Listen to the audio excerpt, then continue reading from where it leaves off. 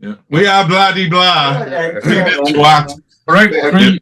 3, 2, 1. We are Abaddon.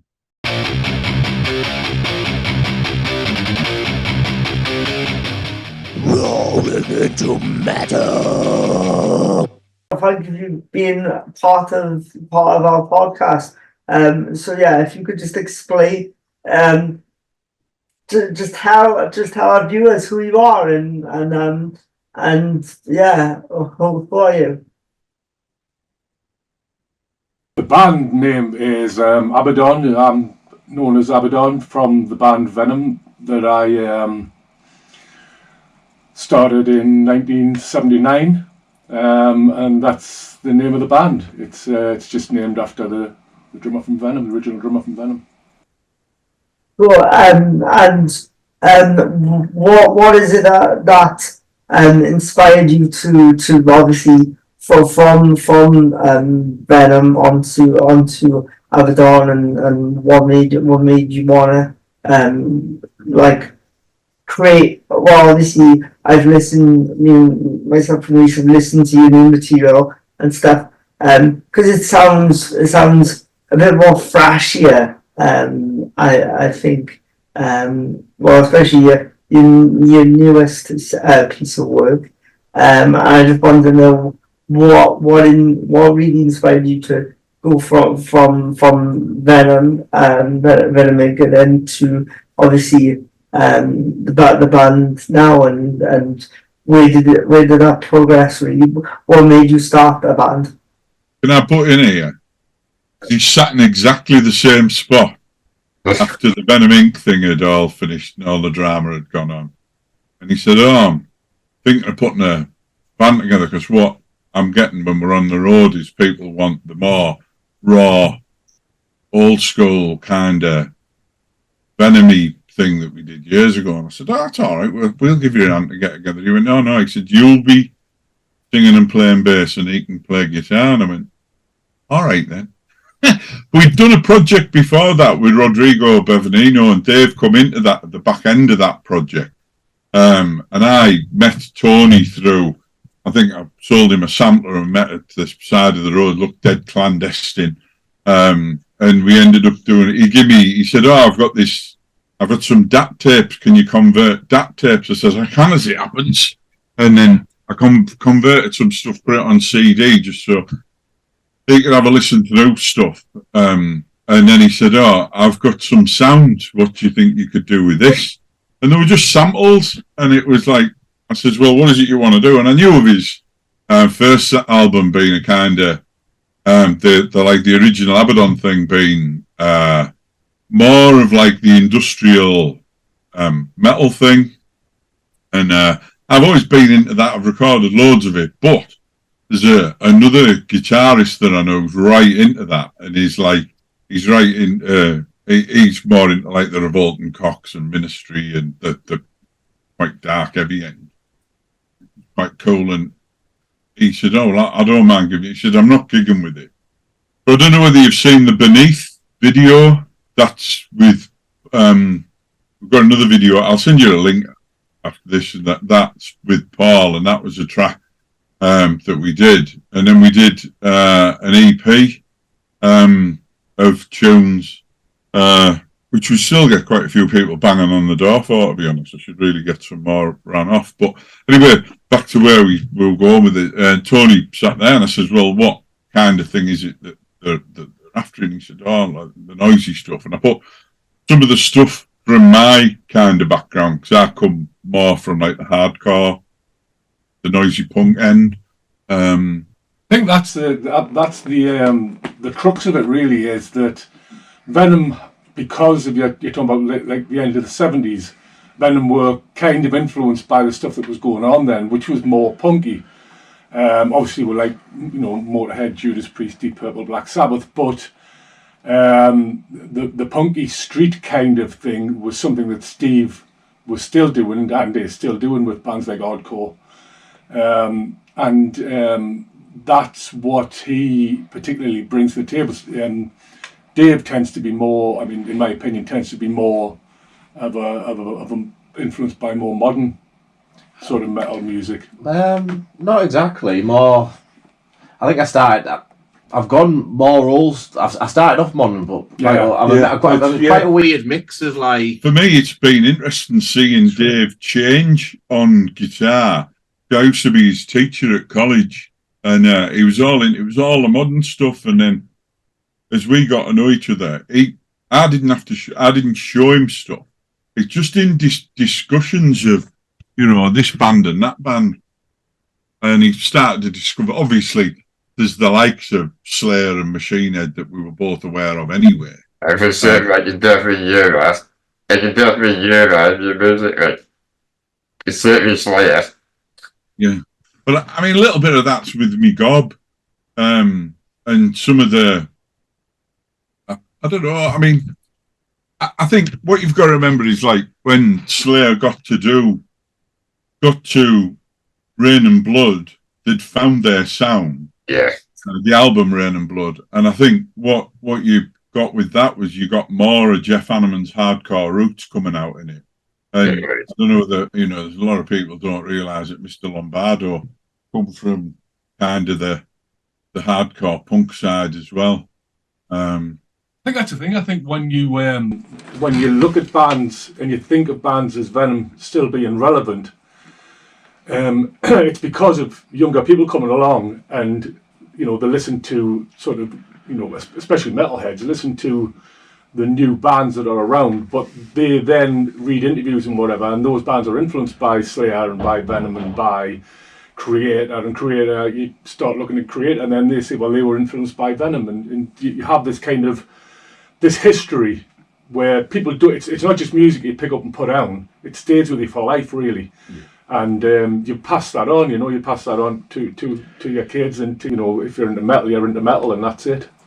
Tell you one of the things at that Cardiff gig where we first met you upstanding gentlemen is it's the first gig we've done where we've had a crowd as young as that. I mean, the average age there probably would have been mid-20s. But they all knew the words. They all knew the songs. I could lip read off people when I forgot the words. Again. But no, it was cool. It's an interesting thing though, because it's funny how I've always flew the flag for stuff in days gone by, but I've just one of the students from college has just bought. He's aware of Welcome, a great thrashy drummer actually, Miles, and he. I've got it to get signed for him to take back, but I like this people rediscovering vinyl again, and the vinyl thing taken off. And one of the comments that Dave made that I thought was really pertinent is you get a poster with the stuff that's getting re-released and things, and it's like you seem to get more with it now. So I think this yet another generation of fans are getting exposed to how stuff was originally, and titivated up a bit. And I think that's why me and Rhys are so lucky as well. Like my dad got me into British heavy metal, Iron Maiden, Judas Priest, Venom, one of them as well. And that is just so good that just really like me teaching him new music and he's teaching me old music, so that the generations don't go away then, it just combines together. And I don't think of Venom as old music. I think it is still fresh because everybody's listening to it all the time. And it's just, and then, like I said, music is just being played constantly. Like if you figure out Black Sabbath being one of the first pioneers of metal and going down there, and that you would think that that's old, but then to someone that's trying to get into metal or trying to get into that genre, it's pretty fresh. Yeah, I don't think it'll ever sort of wear out. I mean, I think that metal kind of was born from that vinyl age where you respect the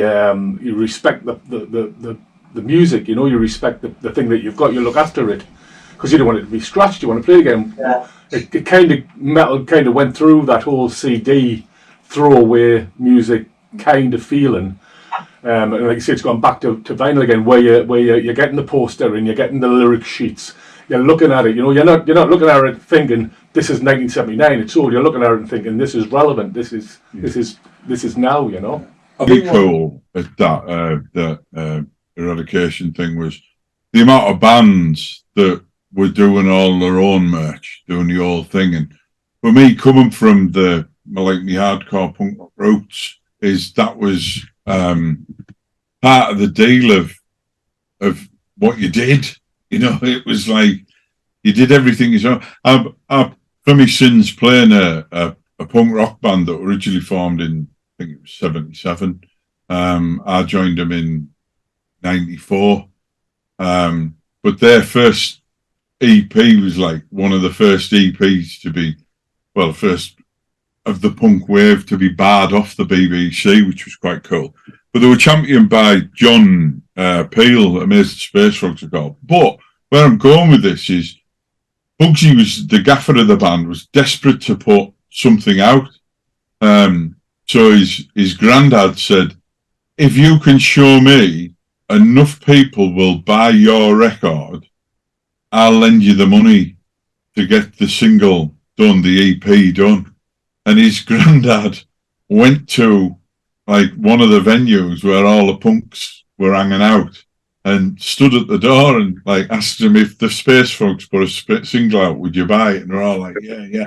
But it was like that true spirit of punk rock, you know what I mean? It's like, I've always kind of flown that flag. I mean, I see I'm a little bit of a studio thing here, but trying to get people to do stuff themselves. But the reality is if you're wanting to get stuff moved and do anything really constructive with it, you're going to need some kind of label-y thing there going along. But no, it was nice to see everybody doing that. That what did they call them? The band that was on before us. That it was like a power metal kind. Yeah, there were a bit of all of it. God. Chris Sanjadi's produced it. Oh, really? Yeah, so it was like, what? I was like kicking myself because I had the money to buy vinyl at the gig anyway. I'll get in. Wretched Soul. Yeah, and they put a lot of graft into what they're doing. But one of the things that I have discovered is the underground scene with the metal thing is it's a really healthy scene. I mean, we're dead lucky we have a venue that's only an hour's drive from here, Trillions, and it's just class. I mean, it's rammed every night, isn't it? I mean, 3 bands, 4 bands on every night of the week. Incredible. So it's just a pity that the scene's not bad up there, but it doesn't kind of filter down to here. It's all we live in like a indie music scene thing, which is a bit of hackering, but no, it's all right. But you look good on the dance floor, you know. I don't know whether I mentioned that. Yeah, I'm a lecturer at a college, and I'm the bass teacher. Not that you would know, looking at what I do with Abaddon, like handfuls of dead noisy dirt. Now a bass should be played, but the last time we had an interview evening, every single person who auditioned on guitar played an Arctic Monkey song. It's probably just the same chords, isn't it? Yeah. A lot of people as well, and because Venom was one of the first ones to have that raw energy. I was wondering, like, because I want to know what it was like to experience that as well. It's like, obviously in hardcore punk, you have that raw energy as well and stuff. And what I mean by that is like harsh vocals. Like for me growing up, I did tend to just focus on like Judas Priest and Iron Maiden and Metallica. But then obviously you're like, what are they saying? But then obviously as you come back to that vinyl sheet, it's great to read the lyrics and to understand harsh vocals and obviously because the what I've always thought about black and death metal is that it's adding that extra instrument to it, and it's making that into another instrument and focusing on more the guitar and the drums and stuff. But I want to know what was people's reactions to when they first heard Venom and any bands that you think that was a bit like, oh, what are they saying about us? There's great rehearsal room story Tony told us. I can't remember who the band. I think it might have been Avenger.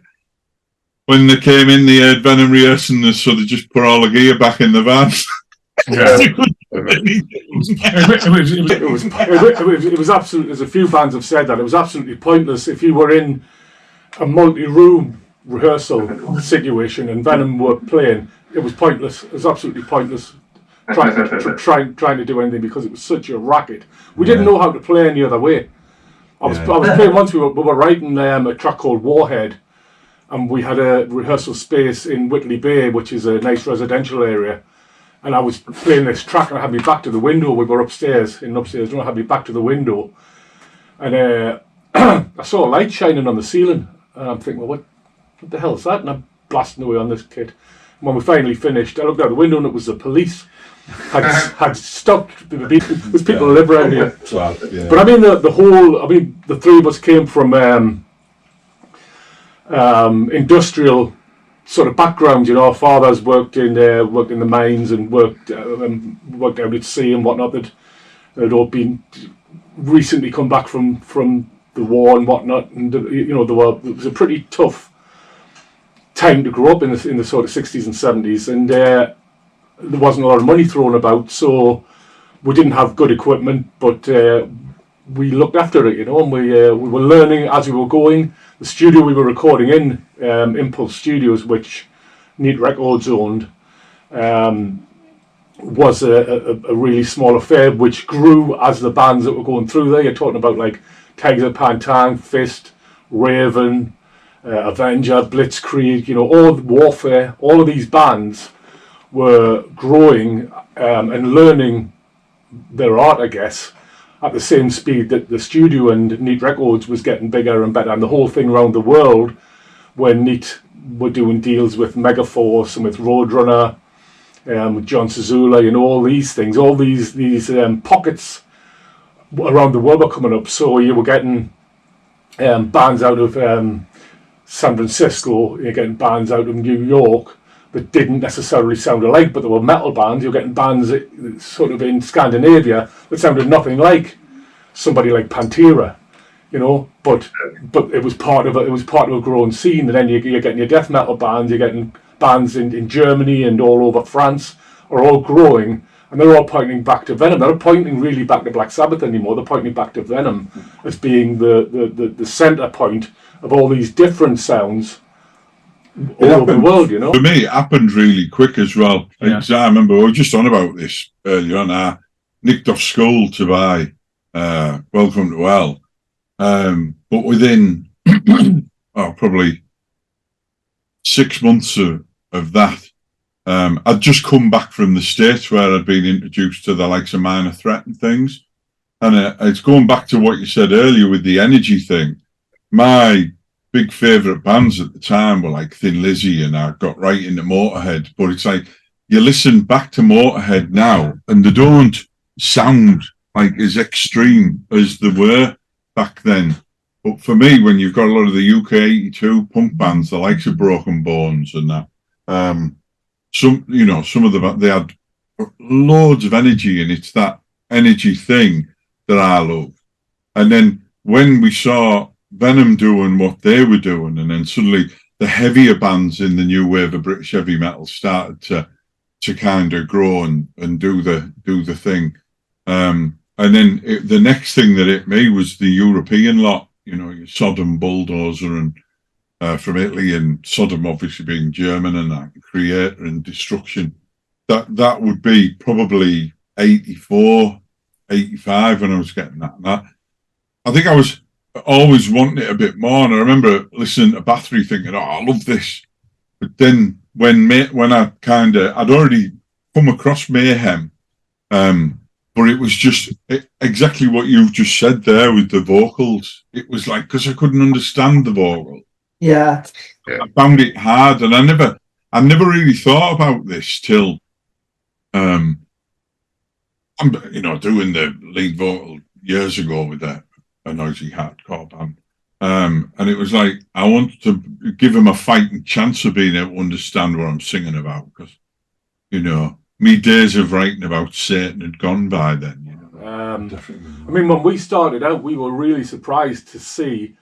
I mean, if you look at the first videos that we did, like Hammersmith Odeon and whatnot, you can see punks, skinheads, metalheads all together in the crowd, and they're all. That's one of the first gigs I'd ever seen where these genres, because I grew up fighting in the street with skinheads and with punks.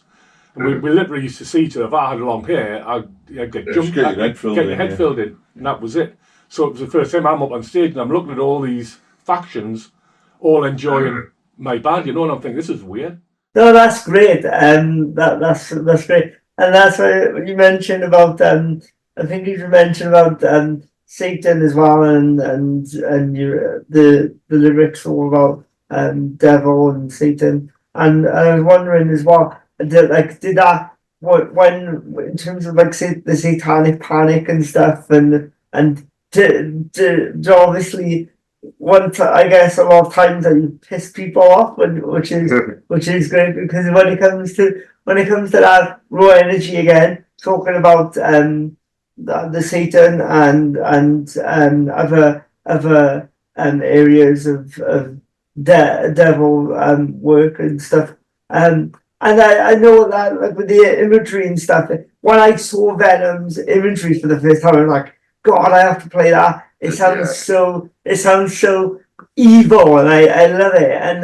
And yeah, when I listen to it, it's just so raw. And I think some people how did punks get to that in terms of obviously when they first heard you, do they actually think, oh, am I actually just listening to Satan worship as right now? Type of music, and I think the imagery sort of backed that up. I mean, people say that Venom were instrumental musically, but you think about it, it was one of the first. The logo that I drew, that's on Welcome to Hell, was one of the first logos that people couldn't read. And now you look at stuff like Sodomized Cadaver, and you see these black metal logos. Well, they all kind of came from that. When I took that first logo to the guy at Neat Records, he said, I can't read it.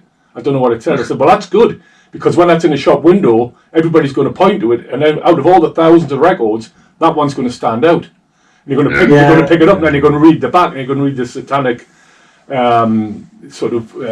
prose that are written on the back, and you're going to think, wow. I mean, the amount of people that I've heard that said their mum and dad, they had to sneak it in the house and hide it under the bed because their mum and dad wouldn't let them have it, I'm one of them. But when my mum saw it in the front room, said, out of the house now, that. But I also know people, a lot of people say, thank you, because, your music really helped me. And I know of one guy specifically, a guy called Aldo, who's a good friend of mine in South America.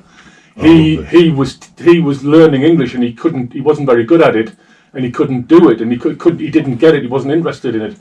Then he gets Venom with a lyric sheet in, loves the music, looks at the lyric sheet, looks at stories like Countess Bathory and this kind of thing, gets interested in English history and European history, and then now he's a tutor, he's a teacher, and he teaches kids. Love that. And he said to me, your music absolutely turned my life around. Well, if that's one person, that's good enough for me. To respond about the influence of things, I always like to ask this question in an interview. So, what does metal mean to you? To have my family, to have friends, People talk about social media being a bad thing, and I can see where that could be. But for me, social media has meant that I can talk on a daily basis to people all around the world. When I was ill semi-recently, the support that I got wasn't necessarily from... my mum and dad aren't alive anymore, so my support was from hundreds and hundreds and hundreds of people all around the world, and that kind of thing was just based on being a little band from Newcastle in England. It means the world. I'm split, because it's like I grew up. I had a mate who had This would be 82, 83. And it was like all the slasher movies had just started, and we used to be able to get the latest slasher movie under the counter from the off license down the road. And they've been, I don't know, anywhere from 8 to 12 people watching the likes of Texas Chainsaw Massacre and all this and some of the earlier ones and that. And he also had a Fresher P bass and a custom sound Trucker 30-watt amp. And he only had 4 albums. He had 2 Stiff Little Fingers albums and 2 Iron Maiden albums. And I just decided that while they're all watching horror movies, I'll go and play the bass. But the metal thing, for me, it started kind of Motorhead, Thin Lizzy. Then it took a while for me to get kind of back to it. And it was through the lads. I had 2 circles of friends. I had a circle that were all the metalheads and another circle that were all into the punk and the hardcore thing. But what had happened by then really is the straight edge thing come in that didn't really sit with me. Because I do like a half an orange. But that was a thing. I think I like when I met Dave, I knew a bit of Dave from, what did they call that place you used to go to and hang out? Oh, it was Enter the Asylum. Yeah.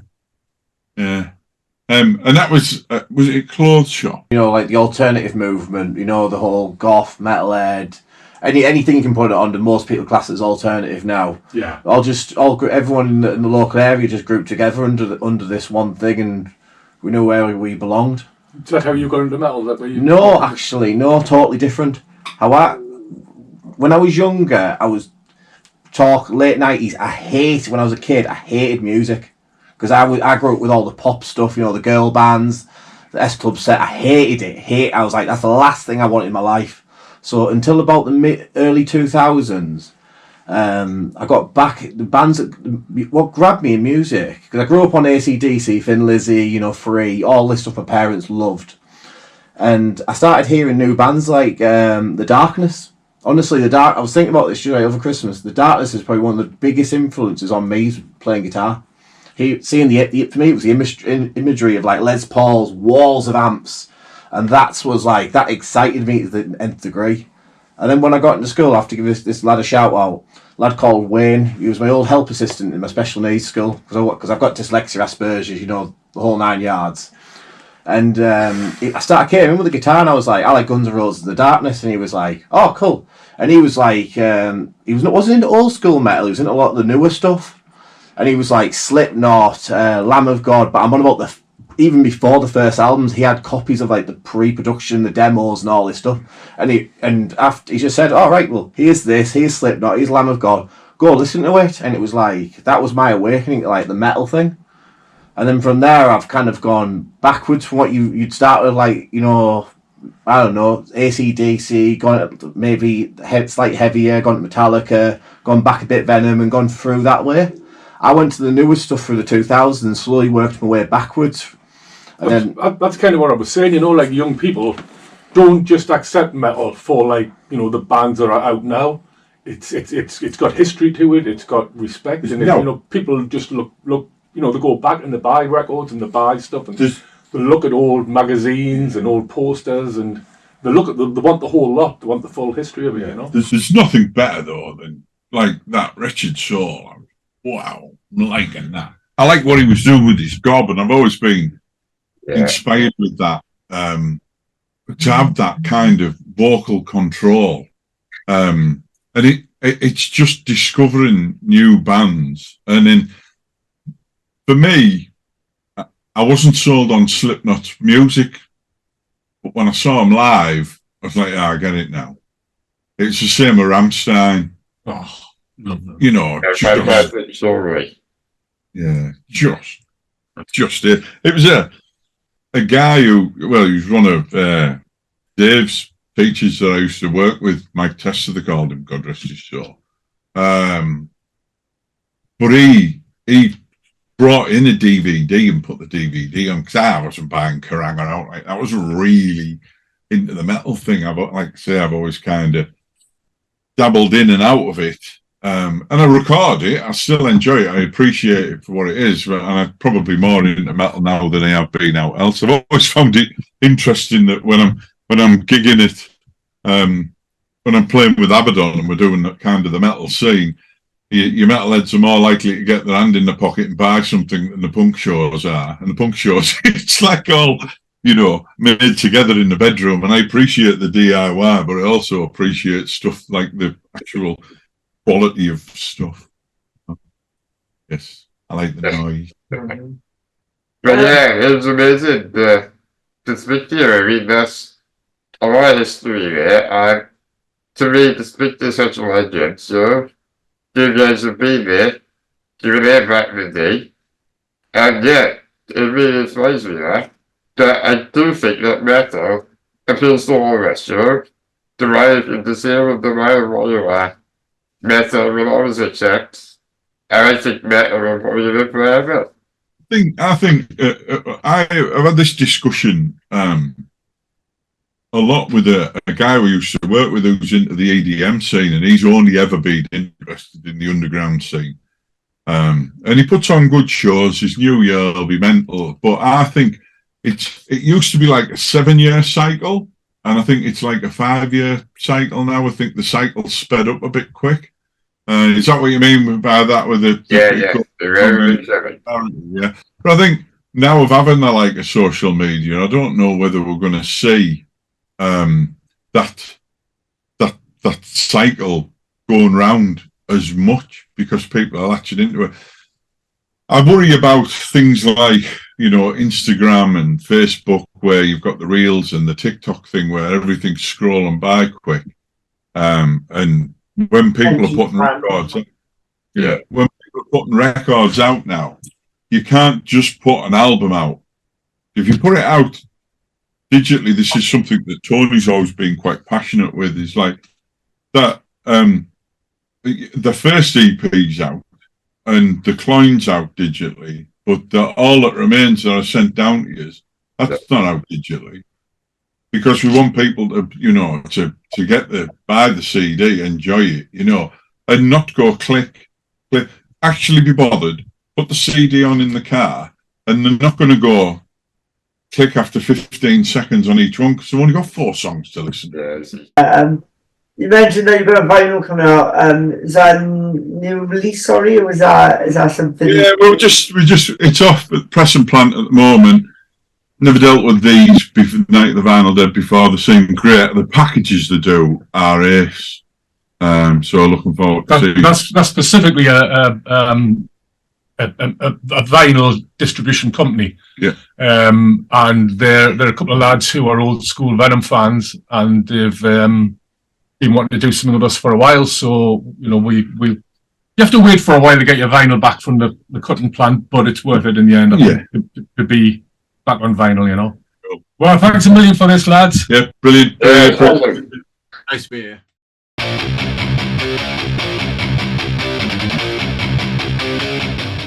Rolling into metal.